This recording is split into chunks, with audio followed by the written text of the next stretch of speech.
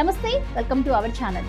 ఆంధ్ర రాష్ట్రానికి పెట్టుబడుల వరద పారుతోంది. గత వారం రోజుల్లోనే 2 దిగ్గజ కంపెనీలు ఏపీకి వస్తున్నట్టుగా ప్రకటించాయి. HCL కంపెనీ సాఫ్ట్వేర్ రంగంలో తన పెట్టుబడులు విస్తరిస్తున్నట్టుగా ప్రకటించింది. పునరుత్పాదక ఇంధన రంగంలో భారీ పెట్టుబడులకు మరో కంపెనీ ముందుకొచ్చింది.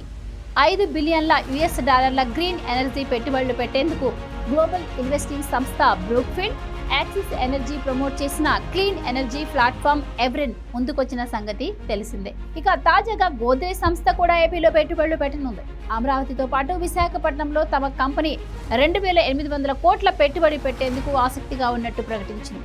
గోద్రేజ్ CMD నాదిర్ గోద్రేజ్ సీఎం చంద్రబాబును కలిసి తన అంగీకారం తెలిపారు. గోద్రేజ్ సంస్థ CMD నాదిర్ గోద్రేజ్ నేతృత్వంలోని ఆ సంస్థ ప్రతినిధి బృందంతో సీఎం చంద్రబాబు ఉన్నతాధికారులు చర్చలు జరిపారు. ఏపీలో పెట్టుబడులపై తమ ఆసక్తులను, ఉద్దేశాలను సీఎంకు గోద్రేజ్ ప్రతినిధులు వివరించారు. Agri, pesticides, aqua, real estate రంగాల్లో ఏపీలో పెట్టుబడులు పెట్టేందుకు గోద్రేజ్ ఆసక్తి కనబరిచింది. వీటి వల్ల ఏపీ ఆర్థిక రంగం బలోపేతమయ్యేందుకు అవకాశం కూడా ఉంటుందని, పైగా రైతులకు కూడా మేలు జరిగేలా నిర్ణయాలు తీసుకోవచ్చని ప్రభుత్వం అభిప్రాయపడింది. ఇక వంట నూనెలు, పామాయిల్ ఉత్పత్తి పెంచే అంశం కూడా వీరి భేటీలో ప్రస్తావనకు వచ్చినట్టుగా తెలిసింది.